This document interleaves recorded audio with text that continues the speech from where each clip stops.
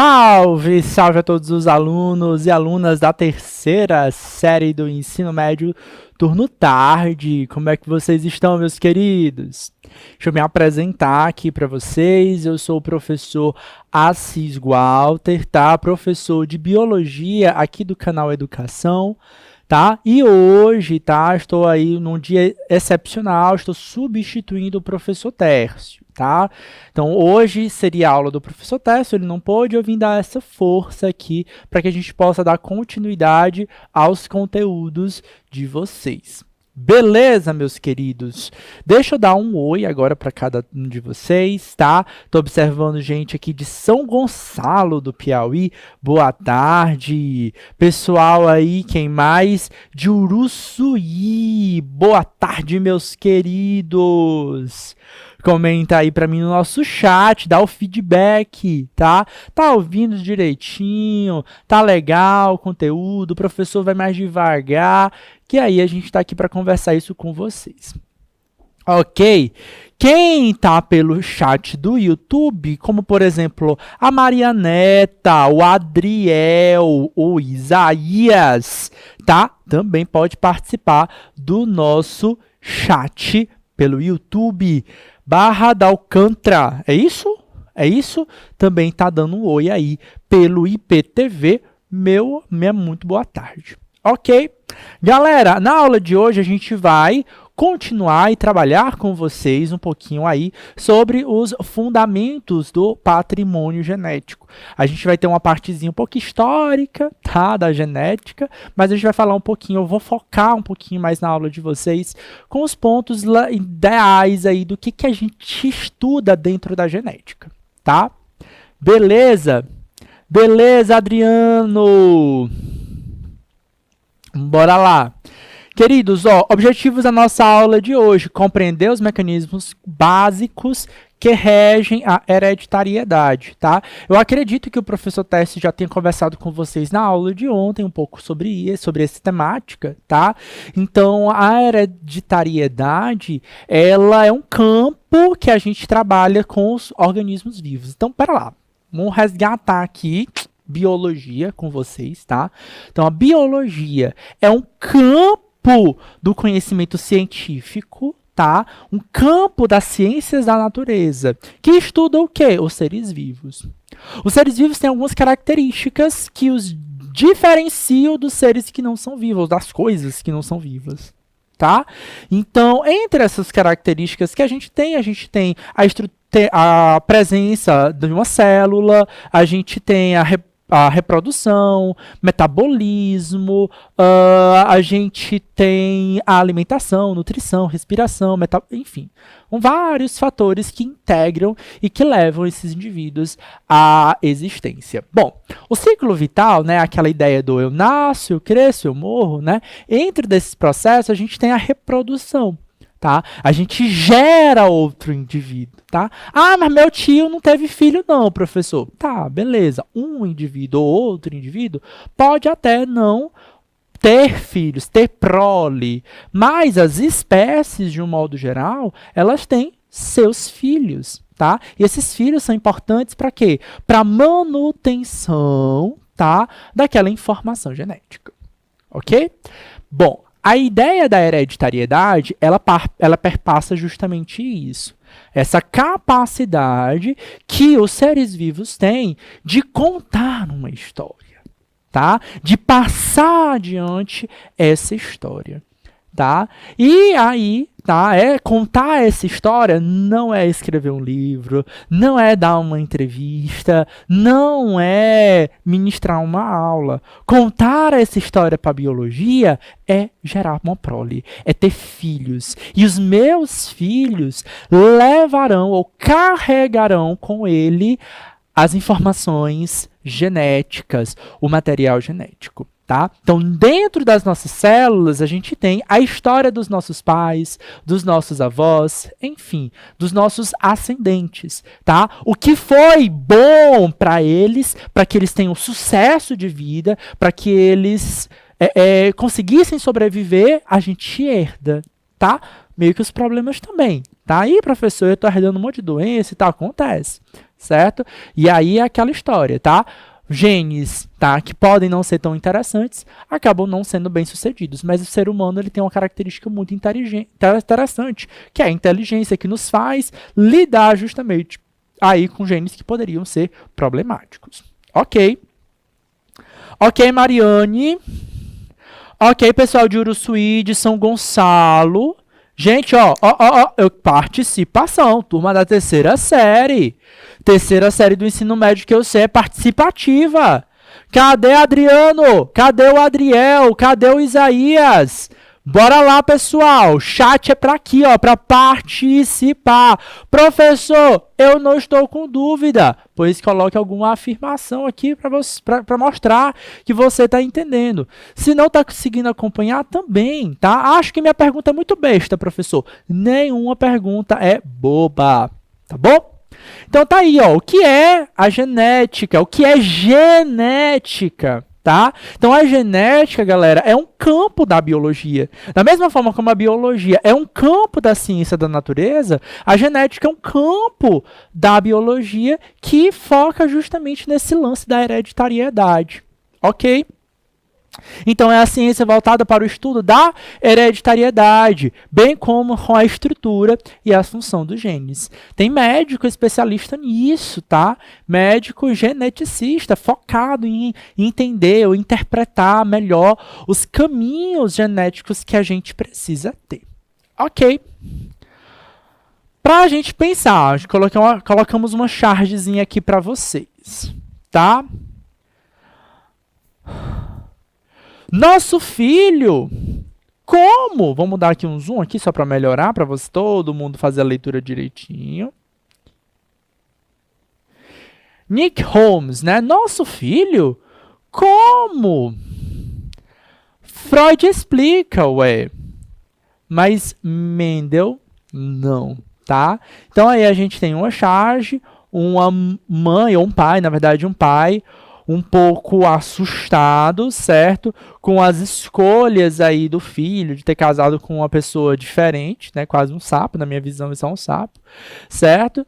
E entendendo, não estou entendendo o porquê disso, tá? Aí a mãe grita, não, Freud explica. Freud, galera, é o pai da psicanálise, né? É um dos campos da ciência mais recentes que a gente tem, que é a psicologia, tá? Que estudar mente, a psique humana, tá? A individualidade do ser.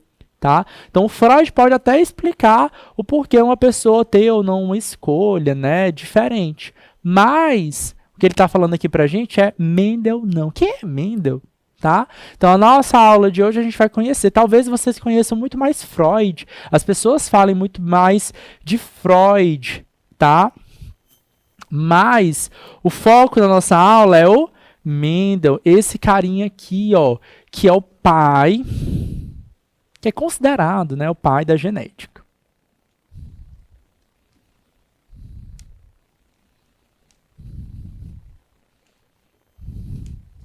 Opa! Bora lá, tá? Concepções genéticas antigas, né? Então, se eu disser aqui para vocês, né, o que faz você herdar alguma característica? Bom, ao longo dos séculos, a gente teve muitas ideias, tá? Sobre a origem do ser, sobre a origem das nossas características, tá? A ciência, tá? Ela não é um campo do conhecimento imutável, ela muda, tá? Pode também colocar um pouquinho na tela agora, desconectar um pouquinho do slide e entender um pouquinho desse processo, tá bom? Então, bora lá, ó. Seguinte, tá? A ciência, ela é um campo do conhecimento que precisa da experimentação, tá? E muitas vezes, com mais tecnologia e até mesmo com mais conhecimento que a gente tem, a gente pode mudar conceitos passados, tá? Hoje, com microscópios super avançados, com testes químicos muito avançados, a gente consegue entender e interpretar muito mais as estruturas que estão dentro das nossas células. Alguns séculos atrás, a gente nem tinha microscópio para enxergar a célula. Quanto mais para entender que existe DNA, que existe genes, que existe, enfim, esse processador nuclear, tá, que comanda toda a nossa estrutura corporal, certo? Ao longo do período, ao longo dos séculos, tá, a gente teve muitas visões sobre a tal da hereditariedade, assim como da origem da vida. Alguns filósofos antigos, né, sofistas, acreditavam, por exemplo, que os seres vivos poderiam surgir de matérias inanimadas, tá? Hoje não, a gente sabe que os seres biológicos que a gente conhece só surgem de outros seres biológicos. Quem foi o primeiro ser vivo? A gente já não sabe. Tá? Mas que os seres vivos que a gente conhece, eles têm a origem de outros componentes biológicos, de outros seres biológicos. Mas de onde é que vêm essas características? Essa capacidade de mudar, né? A gente diz que a gente sabe dessa capacidade de mudar. Mas onde é que vem tudo isso? Aí sim a gente entra aqui, ó, tá?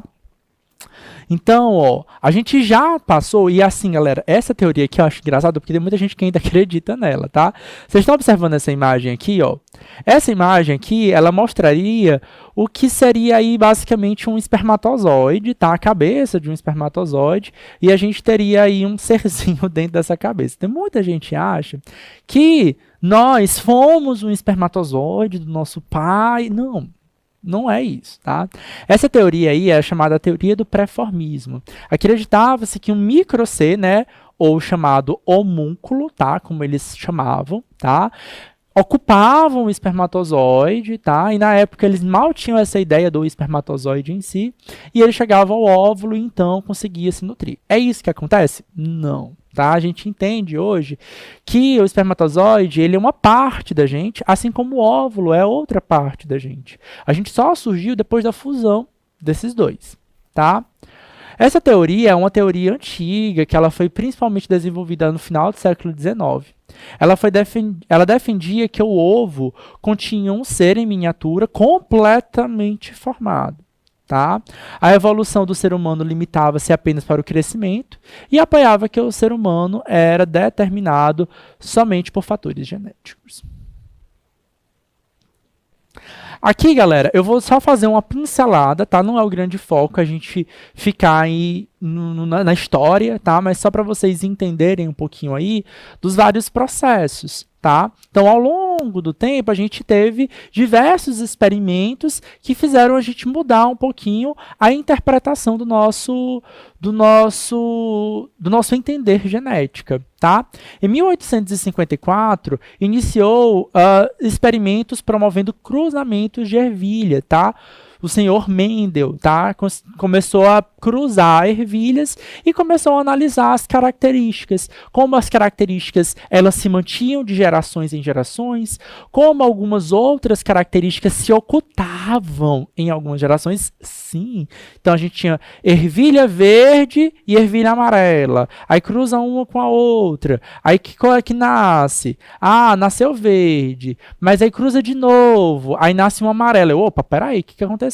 Então tem características que se permanecem ao longo das gerações e tem características que ficam ocultas em algumas gerações. Aí você fala assim, o que está acontecendo? Por que isso acontece? Tá? O fazer ciência é isso, tá? É quando eu tenho o quê? Uma observação do mundo e um questionamento. Mas eu não paro aí, eu fico fazendo experimentações, eu tento responder aquela pergunta com prática, tá? O senhor Mendel fez uma pesquisa pioneira sobre a herança genética cultivando ervilhas em 1860. Em 1909, mas o que acontecia? Mendel, o que ele trabalhava? Reprodução de ervilha, basicamente era isso. Ele trabalhou com várias plantas, tá? Mendel, galera, ele foi um monge, tá?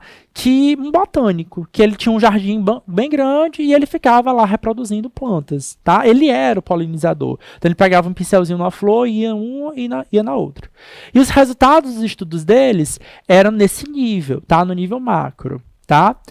Como eu disse para vocês, a gente não tinha muitas respostas, a gente não tinha muito microscópio, esses detalhes a gente não tinha tanto. E aí, às medidas que o tempo foi passando, foram surgindo outras figuras, como Watson e Crick e a figura da Rosalinda, que foram muito importantes para que a gente pudesse desvendar o que? A estrutura do DNA. tá? Então, ó, mais ou menos em 1909, houve a identificação da composição química do DNA como uma longa cadeia de DNA, e em 1953 a gente teve Watson e Crick, que descrevem, Watson e Crick, que descrevem a estrutura de dupla hélice. Aqui eu quero chamar a atenção para vocês da figura também da Rosalinda, tá? Nesse mesmo período, ela foi muito importante porque ela fez uma fotografia, tá? Em raio-x, e ela entendeu um pouco como é que seria essa estrutura do DNA, tá? Foi por conta dos estudos de Rosalinda que Watson e Crick conseguiram ser cientistas renomados, tá? Então a gente também tem esse lado aí, desse lado um pouco mais obscuro, pouco conhecido pela ciência, tá? 1969, o primeiro gene foi isolado, em 1970, o primeiro gene artificial foi produzido. Então, observa que de 854 até 1970, muita coisa aconteceu, tá? E só depois dessa ideia da estrutura do DNA, da estrutura do gene, é que a gente pôde juntar as duas figuras, os estudos de Mendel com essas técnicas de biologia molecular, tá? Outros fatores que foram muito importantes que a gente tem aqui aconteceram ainda no século XX, como a descoberta de enzimas, tá? A apresentação de impressões digitais, o lançamento do projeto Genoma Humano, decodificação do mapa genético de uma levedura, tá? A gente tem também o que? Questões também de bioéticas, tá? Sobre os cuidados da bioética. É possível fazer um clone? A gente pode fazer um clone humano? Vários questionamentos surgiram nesse período e a gente aí tem todo esse processo histórico. Galera, eu não vou fazer a leitura de todos os pontos para não ficar maçante para vocês, mas vocês vão acessar esse material, tá? Então esses slides, eles vão ficar disponíveis lá na plataforma do Canal Educação, é o nosso site do Canal Educação. Você vai acessar ele pelo link canaleducacau.tv, tá? E lá você vai ler direitinho, ponto a ponto, e saber o que aconteceu em cada uma dessas fases históricas. Ok? O que eu quero chamar a atenção aqui para vocês é do patrimônio genético em si, beleza? Bom, como eu disse para vocês, foi esse senhorzinho aqui, tá? Muito simpático, senhor Mendel, quem começou a questionar. Ele estava lá meio que sem fazer nada, né, como a maioria dos cientistas, né, e começou a se questionar, a observar o mundo, tá? E aí se começou a se questionar, a indagar, a se perguntar por que que isso acontecia. Bom, basicamente, ele começou a reproduzir várias plantas e anotar as características que cada uma dessas plantas tinha, tá? Ele também fez o quê? Uma anotação do que sua prole, ou seja, seus descendentes geravam. E aí ele começou a intercruzar, cruzar novamente as plantas que tinham meio que sido geradas. E ele começou a observar que algumas características se mantinham presentes em todas as gerações, enquanto as outras características elas ficavam ocultas em alguns momentos. E aí nesse momento ele começa a falar, bom, alguma coisa, tá, guarda essa informação. O que ele não sabia, porque ele não conhecia o DNA, galera, certo? Então ele falou, olha, existem fatores que guardam as informações. O nosso DNA, ele é uma grande memória, é um grande processador, ele guarda informação. Tem um monte de característica que a gente não demonstra, mas que provavelmente nosso filho vai demonstrar. Tá? Então elas estão ocultas na gente e elas vão ser manifestadas nos nossos filhos. E essa progressão ela é muito importante. O olhar indagador de Watson e, claro, seus postulados, suas publicações foram muito importantes para entender como funciona essa hereditariedade. Tá? Mendel ele criou, certo, proposições de como a genética funcionaria, e aí a gente postulou e criou o que ele chama de lei. Lei, galera, é é quando aquele conhecimento científico ele já foi testado e retestado milhares de vezes por diversos cientistas e ele meio que é quase inquebrável. Por exemplo, a lei da gravidade. Tá? A lei da gravidade, eu sei que se eu soltar esse pincel aqui da minha mão, o que vai acontecer com ele? Ele vai cair, não é isso? Então, é uma certeza que a gente tem. A gente sabe que tem variações da lei da gravidade. Por exemplo, se eu subo demais e quase saio do planeta, tá? Esses efeitos da gravidade, eles podem mudar.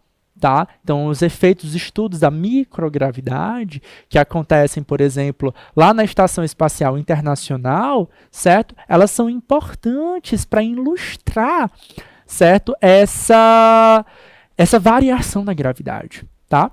Mas ela existe, tá? A genética é da mesma forma. Os estudos de Mendel geraram o que a gente conhece hoje como leis, tá? Leis da genética. A gente tem duas leis, são chamadas leis mendelianas, né? A primeira lei de Mendel e a segunda lei de Mendel, mas a gente também tem leituras, né, diferentes, né, do que Mendel não conseguiu prever, até porque essas leis, elas foram testadas e retestadas em diversos organismos vivos, e elas funcionam muito bem para muitos organismos vivos, inclusive para a gente. Tá? Aqui, ó, galera, mostrando aqui um pouquinho dos mosteiros onde o Sr. Mendel estudou, né? Ele aprendeu, as plantas que ele trabalhou, certo? Aqui está mostrando também os escritos de Mendel, né? A sala onde Mendel trabalhou, estudou e escreveu esses postulados, tá? Bom, basicamente, Mendel trabalhou essas ervilhas aqui que tinham essas duas grandes características, tá? De um lado, a gente tinha as ervilhas amarelas, tá? Com algumas características. De um lado, a gente tinha características como, por exemplo, cor da flor, posição da flor no caule, cor da semente, forma da semente, forma da vagem, cor da vagem, estrutura do caule, tá? E ele saía anotando. E ele começou a fazer híbridos, tá? Ele pegou as plantas que tinham flor rosa com flores que tinham flores, ou flores que tinham flor púrpura com flores que tinham cor branca e fez a mistura. Qual foi o filho que nasceu? Qual foi a prole que nasceu? De que cor foi? Frutos que tinham, né? Fruta, a semente no caso, né? O fruto não, a semente. A semente que tinha estrutura lisa e semente que tinha estrutura rugosa, tá? Cruzou um com o outro.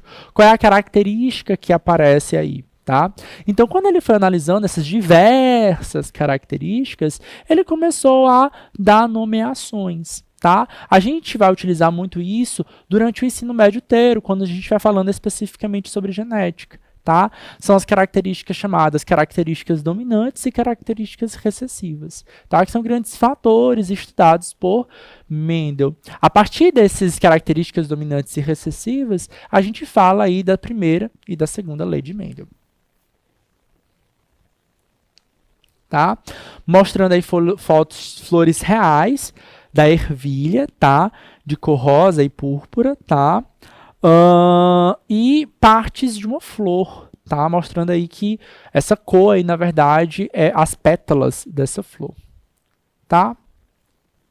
Então, basicamente, o que foi que ele fez, tá? O que Mendel fez, tá? Mendel começou a cruzar sementes diferentes. Tá? Então, ele pegou um grupo de plantas. Primeira coisa que ele fez reproduziu essas plantas diversas vezes até ter certeza que a prole sempre fosse dar uma determinada característica. Tá? Então, ele reproduziu, gerou vários descendentes até chegar num lugar onde eu tivesse certeza que se eu autocruzasse, iria dar aquela característica. Por isso, ele chamou essas plantas aqui, ó, de plantas puras, tá? Puras por quê? Porque se eu reproduzo as plantas de semente amarela com plantas de semente amarela, só pode gerar plantas de semente amarela, tá? Professor, se eu pegar aleatoriamente Se eu pegar aleatoriamente qualquer planta, qualquer ervilha amarela, com qualquer outra planta que tem ervilha amarela, vai gerar uma ervilha amarela? Não. Certo? Eu preciso ter certeza que aquela é uma ervilha pura, tá? Para isso, ele reproduziu diversas vezes e toda a sua prole foi amarela, tá? E aí, o que foi que aconteceu? Ele juntou, tá? Fez um cruzamento, tá? E esse cruzamento foi com sementes amarelas e com sementes verdes. Nesse caso, a prole que ele estava estudando é o que ele queria saber. Então, ele foi analisar. Beleza. Semente amarela cruzando com semente verde, toda a prole saiu o quê? De uma característica, certo? E aí ele começou a dizer, bom, essa estrutura, tá? Ela é pura e ela tem algum fator que determina a sua cor. Esse fator que determina a sua cor, hoje, a gente sabe que é um gene, certo? E aí ele deu o nome, né? Aí pode ser o V. Aqui no nosso material, a gente está dando para vocês o V, tá? Então, essa letrinha aqui, certo? É basicamente o nosso gene, ok? Ele deu 2. Por quê? Porque cada semente é formada a partir da reprodução sexuada. Certo? A partir da reprodução sexuada, aquela reprodução onde há o quê? Fusão de gametas e variabilidade genética. Ok? Então, houve fusão dos gametas, então a gente tem duas características, tá? Se eu cruzo Vzão com Vzão, né, V maiúsculo com V maiúsculo com V maiúsculo com V maiúsculo, a ideia é que a gente gere outro indivíduo com os dois V's maiúsculos. Ok? Por isso a gente diz que eles são puros. Quando a gente vai ter uma reprodução, o que, que vai acontecer? Eu preciso ter a presença de um gameta, tá? E esse gameta vai estar associado aos pólens, tá? E o ovócito também, que fica na flor, tá? Deixa eu voltar aqui, ó. Então, a gente tem aqui, ó, a antera, que ela produz o grão de pólen, certo?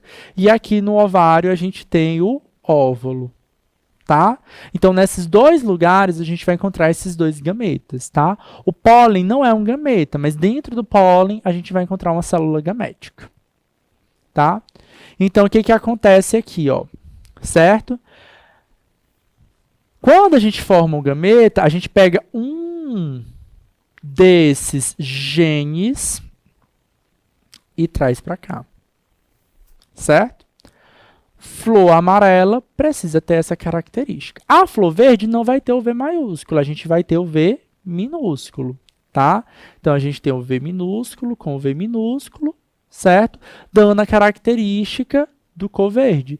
Tem um 2 V's por quê? Porque um veio do pólen e um veio do pólen e o outro veio do óvulo, certo? Da mesma forma, para a gente, tá? Vou botar aqui um paralelo no ser humano, certo? A gente poderia ter dois genes, azão, azão, certo? Ou azinho, azinho. Ok? Nesse caso, o que que acontece? Um dos gametas, um dos genes,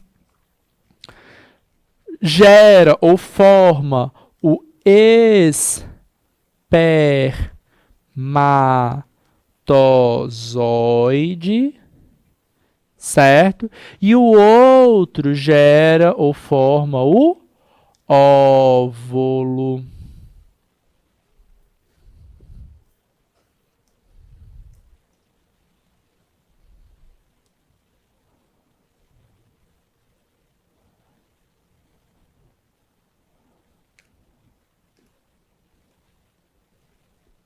Certo? Beleza? Então, a gente tem aqui, ó, no caso é isso, Beleza? Então, esse gameta aqui, vamos dizer que esse gameta aqui, ó, vamos botar aqui de azul, tá? Esse gameta aqui seja, né, o óvulo, tá? E esse gameta aqui esteja no pólen. Quando a gente juntar, a gente vai ter um V maiúsculo, que está no óvulo, e o outro, um V minúsculo, que fundiu e formou aquela nova planta. Ok. A presença de um gene dominante, tá? A presença de um gene dominante marca a característica daquela planta. Por mais que ela tenha um V minúsculo, ela vai ser dominante. Aí a gente vai ter dois tipos de genes, tá?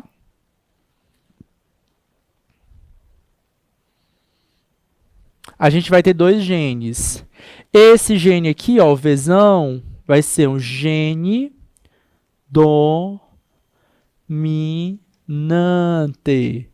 Ele é dominante por quê? Porque ele domina sobre o recessivo. E o recessivo ele só se manifesta quando ele tem essa característica, quando ele é minúsculo, tá? Aqui nós temos genes recessivos, tá? O que é um gene recessivo, professor? É aquele gene que só se manifesta quando ele está aos pares, tá? Tá meio confuso, mas a gente vai entendendo aqui com os próximos exemplos para vocês, tá? Mendel, tá? Quando ele propôs isso, ele não conhecia a ideia do que era o DNA, certo? Ele começou a observar que algumas características ficavam ocultas em algumas gerações. Olha só isso aqui, ó. Eu tenho duas características, tá? Na verdade, eu tenho uma característica com variações, tá? Eu tenho uma característica que é a cor da semente, isso é a característica. E a variação dela, cor amarela e cor verde. E aí, professor? Quando eu me reproduzi, a minha prole 1 ficou toda amarela. E a cor verde, professor? Está oculta, porque ela está aqui, ó, guardadinha no gene recessivo. Tá? Mendel parou aí? Parou não. Mendel foi lá e reproduziu as plantas amarelas, mas da geração 1. Tá? Não eram as puras, eram aquelas que eram híbridas. E aí ele gerou, ele ficou observando uma coisa muito interessante, certo? Ele começou a observar um padrão, certo? E esse padrão é um padrão estatístico. Quem trabalha com genética trabalha muito com estatística, então vai ter aulas que a gente vai chegar aqui e vai ter que calcular, certo?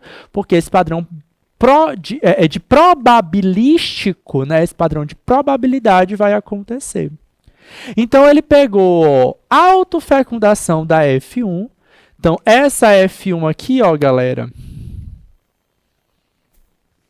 é do slide passado, certo? Elas são híbridos, tá? Elas têm gene dominante e recessivo, certo? E aí o que foi que aconteceu? Quando ele foi gerando reproduções, ele começou a calcular a probabilidade daquilo acontecer. E ele começou a separar. Ele falou o seguinte, olha, atenção, tá? Os gametas da primeira planta podem ser de dois tipos. A gente tem um gameta que tem o gene dominante e a gente tem o gameta do gene recessivo, certo? Por vezes, vou botar aqui o gene recessivo com outra cor, só para poder a gente ilustrar.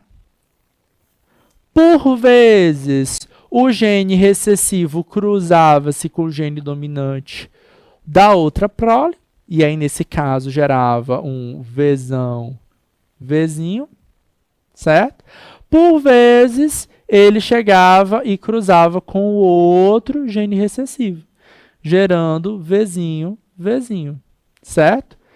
Quando a gente tem a fecundação de Vzinho, com duas letras minúsculas, dois genes recessivos, a gente tem a formação de sementes verdes. Certo? Em outras situações, o que acontecia? Tá? Acontecia que o gene Vzão cruzava com o outro gene Vzão, gerando plantas Vzão, Vzão, certo? Com sementes amarelas. E, por vezes, esse gene Vzão cruzava com o gene Vzinho, gerando plantas Vzão, Vzinho, que, obviamente, são plantas amarelas. Então, nesse caso, ele começou a observar um padrão, tá? 1/4 da prole tinham genes Vzão, Vzão. 2/4 da prole tinham genes Vzão, Vzinho. E 1/4 da prole tinham genes Vzinho, Vzinho. Lembrando que as letras maiúsculas são para genes dominantes, tá? E letras minúsculas são para genes recessivos. Professor, o gene dominante representa a variação daquela característica que mais apresenta em uma população? Não. Não. Certo? O gene dominante representa o gene que, quando presente naquele DNA, certo? Ele irá manifestar a característica. Beleza? Imagina aí se eu tenho uma população de plantas de ervilhas verdes que reproduzem entre elas, tá? Tenho 100 plantas verdes, com sementes verdes, que variam outras características, mas os frutos, as sementes, no caso, todas são verdes. Não tem como gerar uma planta com semente amarela. São sementes verdes. Então, existem características recessivas que marcam algumas populações, tá? Então, gene dominante, ele não é que acontece maior a população, mas aquele que domina sobre o gene recessivo. Quando ele aparece naquele DNA, ele manifesta aquela característica, certo? Genética de populações é um campo da genética que a gente pode trabalhar, sim, tá? Entender como uma determinada característica ela é mais presente em uma população de seres vivos que ocupam um determinado lugar. E aí a gente vai ter, né? Porque que quando a gente pensa, por exemplo, nos asiáticos, a gente vai ter uma determinada característica de olho, um determinado padrão de cabelo. Por que a gente pensa, quando a gente pensa no continente africano, a gente pensa em determinado tom de pele? Será que toda pessoa preta vai ter cabelo de cor preta? Tá? Será que a gente pode ter pessoas pretas de olhos claros, pessoa preta de olhos de cabelos claros? Tá? Então a gente tem, de fato, algumas ilhas aí no Brasil não, no mundo, que tem justamente isso, pessoas pretas de cabelo claro, né, louro, e de olhos azuis, sem necessariamente ter esse intercruzamento com pessoas brancas, tá? Tá ali naquela prole, tem a ver com essa característica. Isso aí é um campo estudado pela genética de populações, tá? Bom,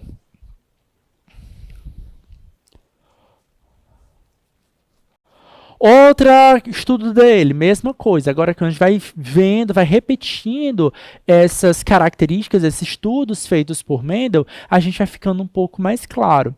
Olha só outra coisa que ele fez. Ele pegou outras características, as variações dessa característica. Qual é a característica? Então, bota aqui, ó. Característica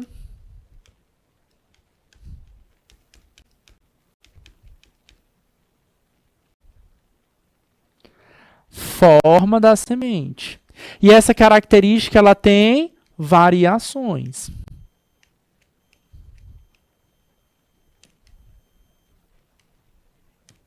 Ok? Quais são essas variações? Sementes lisas e sementes rugosas. tá? Então, essas duas variações são típicas, tá? A gente vai fazer o seguinte, enquanto vocês estão observando essa estrutura, a gente volta aí em 2 minutinhos, tá? Para explicar um pouco melhor essas variações.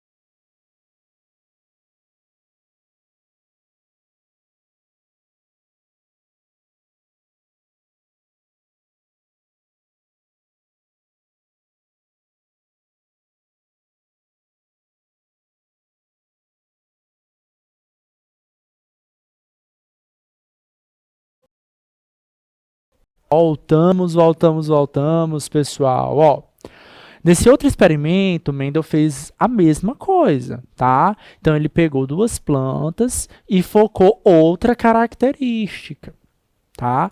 Aí, de novo, ele pegou uma planta que ele tinha certeza que se ele autocruzasse aquela planta, ela geraria uma determinada característica.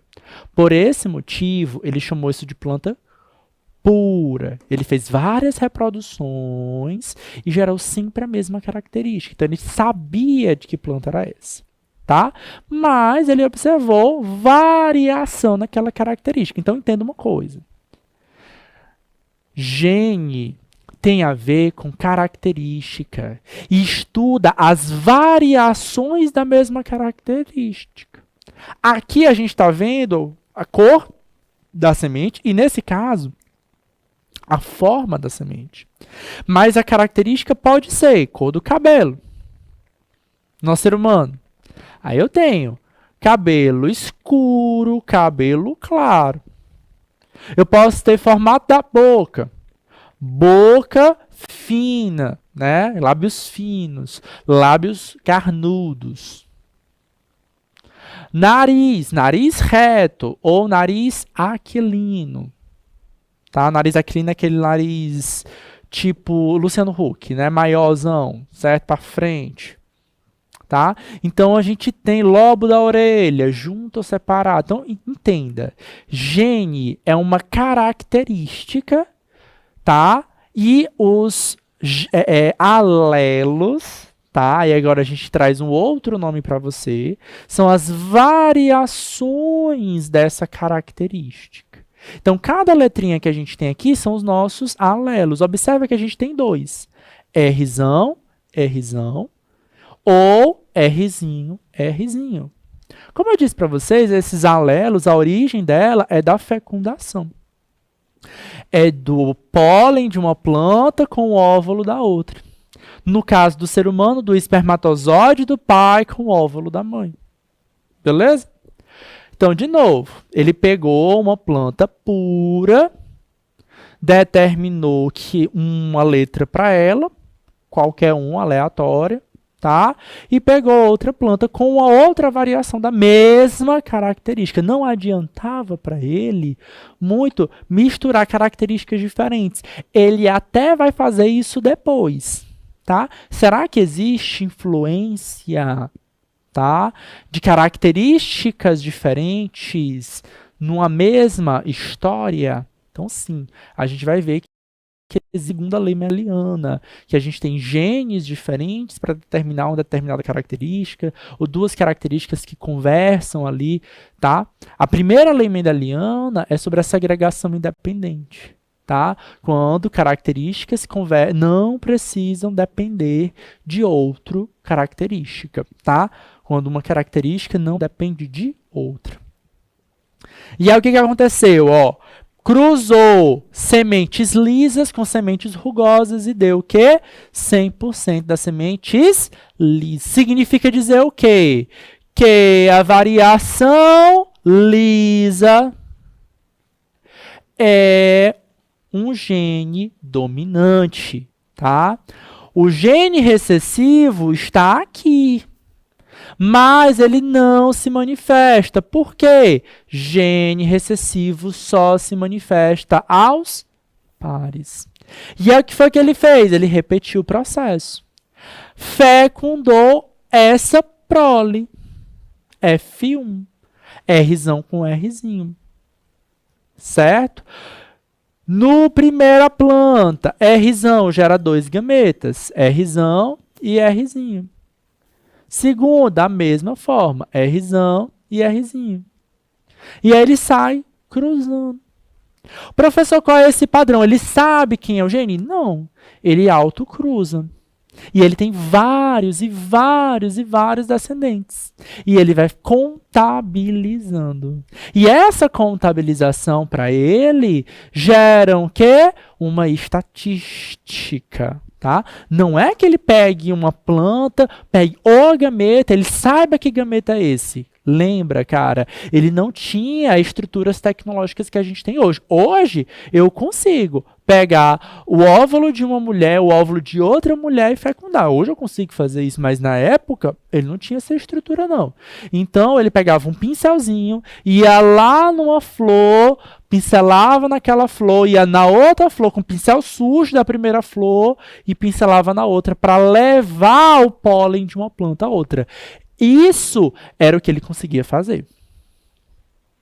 E é isso que ele fazia para poder garantir que aquela planta fosse polinizada apenas por ele e não por abelhas, por exemplo. Certo? E à medida que ele foi colocando, galgando isso, ele começou a observar de novo. Olha lá, de novo. Prole F2, 1/4 das plantas com o gene Rzão, Rzão, com o gene Rzão, Rzinho. Observa, galera, que esse aqui, ó, 3/4 das plantas tem a mesma característica, liso. Isso, o que é isso, professor? Isso aí na genética a gente chama de fenótipo. É o que eu vejo, mas não é o que está dentro do DNA. Vocês conhecem o Michael Jackson? Comenta aí pra mim no chat. Vocês conhecem o Michael Jackson? Vocês são muito novos, não sabem mais quem é o Michael Jackson. Eu acredito que o Michael Jackson seja atemporal, embora já temos alguns aninhos que ele se foi, tá? Mas ele é atemporal. Um dos maiores astros da música, considerado o rei do pop, o homem negro, tá? O homem preto, teve uma doença chamada de vitiligo, tá? E essa doença se cresceu, tá? O motivo que ela cresceu tem várias teorias e falas, não cabe a essa aula falar sobre isso, mas ele ficou aparentemente branco. O DNA dele mudou? Não mudou. Mas a aparência dele era a aparência de uma pessoa branca. Uai, ficou branco, professor? tá? Fenotipicamente aparenta ser branco, mas ele nem é. Ele ficou sem cor. Tá? Ele perdeu as células de produção da melanina, certo? E aí ele perde essa proteção, tá? Então ele fica um pouco mais parecido com o albino do que de fato com uma pessoa branca, certo? Então o fenotípico é isso. E o genótipo é essa diferença. O fenótipo é o que aparenta, é o que eu enxergo. E o genótipo é a organização dessas letrinhas que a gente está chamando de genes aqui dentro. Bora praticar? Bora lá, galera. Trouxe uma questão aqui, essa primeira a gente vai tentar responder juntos, tá? Na figura seguinte, observamos a presença de cromossomos que possuem o mesmo comprimento, tá? E genes para a mesma característica nos loci, tá? Que é o espaço que o gene está. Então, esse cromossomo, ele é um DNA todo enroladinho, tá? Para quem não sabe, tá? Então, DNA, ele se enrola até formar essa estrutura chamada cromossomo, tá? Temos dois, então vamos nós. Tem um lugarzinho aqui que ocupa o gene, vamos dizer que é o gene Azão. No outro lugar, ocupando o mesmo lugar, a gente vai ter outro gene, que pode ser Azão ou Azinho, certo? Porque esse loci é o lugar onde a gente vai ter um gene, certo? Observe atentamente a figura para responder a questão. Esses dois cromossomos, eles são conhecidos como o quê? Aqui eu preciso resgatar com vocês aulas que vocês já tiveram aqui com o professor Técio, provavelmente essa semana. Tá?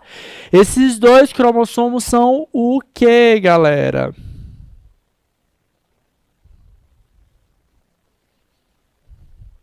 E aí, alternativa A, são chamados de cromátides irmãs. Eles são chamados de cromossomos homólogos. Eles são chamados de cromossomos heterozigotos. São chamados de cromossomos híbridos. Ou eles são chamados de cromossomos híbridos. E aí, aqui, galera, a gente tem dois cromossomos homólogos, a alternativa B, tá? O que seria uma cromátide irmã? Então, vamos pegar aqui, ó. Vamos supor, Adriel, vou apagar aqui, ó, borrachinha, tá? Que no outro cromossomo, a gente tem o gene Azinho. Tá? Gene Azão é o gene dominante, gene Azinho é o gene recessivo. Azão e Azinho são variações da mesma característica. Tá? Por exemplo, lábios grossos. Gene dominante, lábios grossos. Gene recessivo, lábios finos. A pessoa que tem o gene, o genótipo Azão, Azinho, é uma pessoa que tem lábios grossos. Tá? Beleza? Quando ele for gerar o gene dele, o que vai acontecer? Cada cromossomo se duplica. Esse cromossomo ganha uma duplicata. Esse cromossomo ganha também, opa, não ficou bonitinho, ganha outra duplicata. Por isso ele parece um X, tá? Então, quando ele ganha esse formato de Xzinho aqui,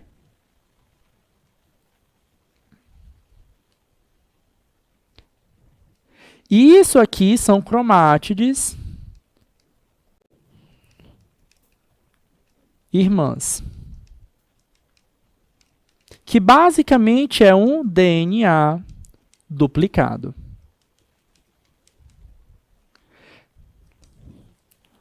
Certo? E ele serve para quê? Para garantir que esse DNA, que esse gene, então se eu tenho o gene Azão aqui, se esse DNA é duplicado, esse gene aqui também vai ser um Azão.